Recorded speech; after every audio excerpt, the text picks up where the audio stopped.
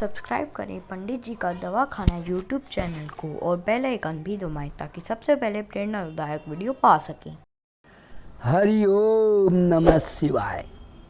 आज हम यूट्यूब पर मेरा बचपन नामक एक वीडियो देंगे जिसका पूरा अर्थ ये है कि हम पैदा होने से लेकर बूढ़े होने तक कभी भी सेवा करें या अच्छे गुणों को ग्रहण करना चाहें तो हम ले सकते हैं और उनका फ़ायदा पूरे जीवन में मिलता है। अब सुनिए, जब मैं करीब 14 वर्ष की उम्र का था तो हम सभी गांव में रहा करते थे। समय 1948 का रहा होगा।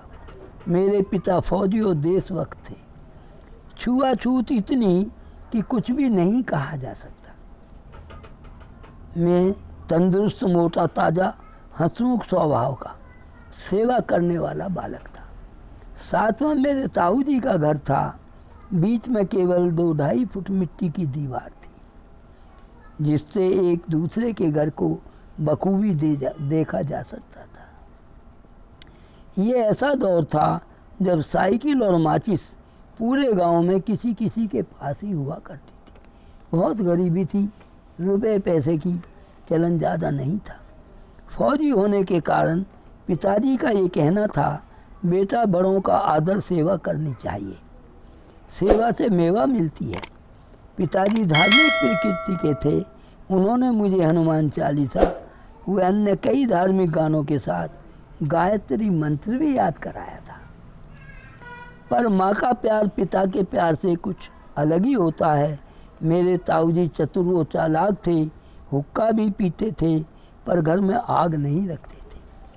यूँ तो ताऊजी के 2 बेटे भी थे जो उम्र में मुझसे बड़े थे, पर जब उन्हें हुक्के की तलब उठती तो वो केवल मैं ही याद आता था।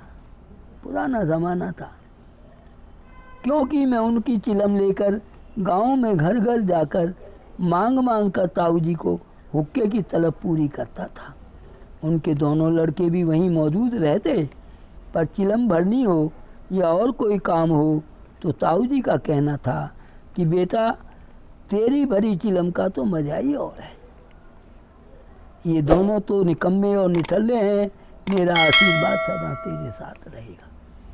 ताऊजी ऐसा मुझे आशीर्वाद देते थे। मैं तो ठहरा सेवादार, भला मुझे क्या एतराज़ हो सकता था।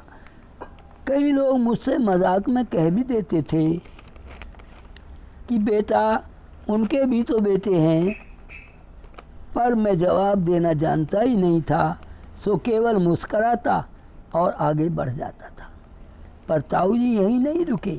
जब भी जानवरों का चारा काटने का समय होता तो प्यार से मुझे बुला लेते।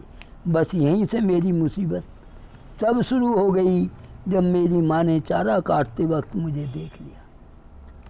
मैं तो पसीने पसीने हो जाता था पर थकता नहीं था।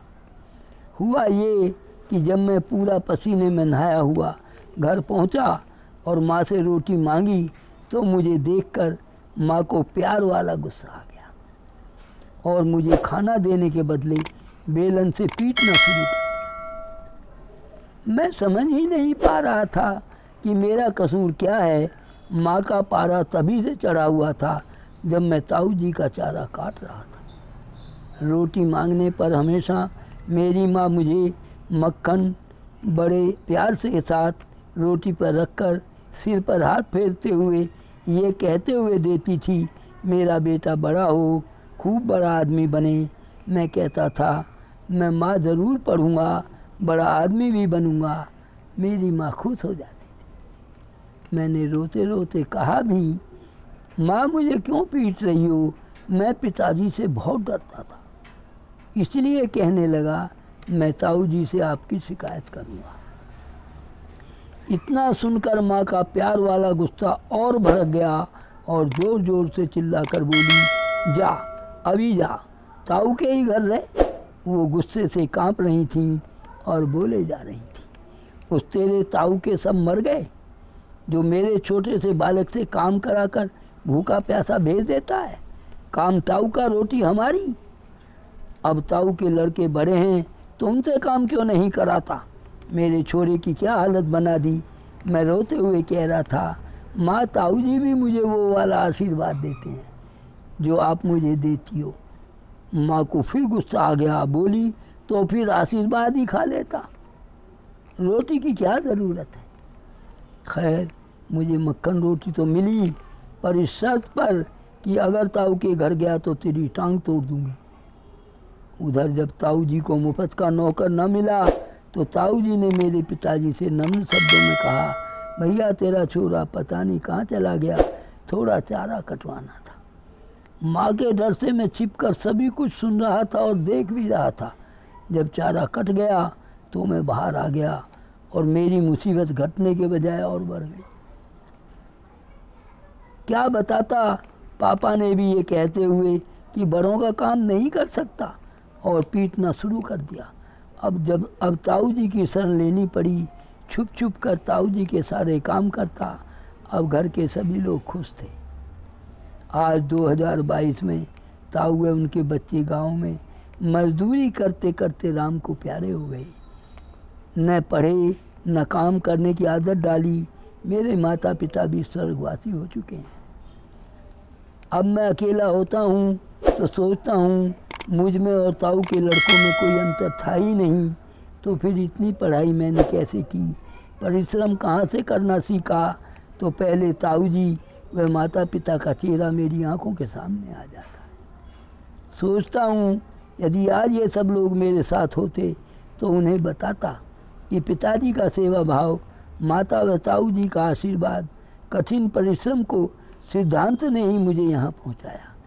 मैंने ऊंची शिक्षा पाई, परिश्रम से उच्च पद पाया। आज 25 वर्ष रिटायर हुए हो चुके, अच्छी पेंशन पाता हूँ। मेरा पूरा परिवार है, गाड़ियाँ हैं, पर कमी है तो उनकी जिनके आशीर्वाद से मैं यहाँ पहुँचा। आज सभी कुछ होते हुए भी उनकी यादों के सिवाय मेरे पास कुछ नहीं बचा है। धन्यवाद, नमस्ते।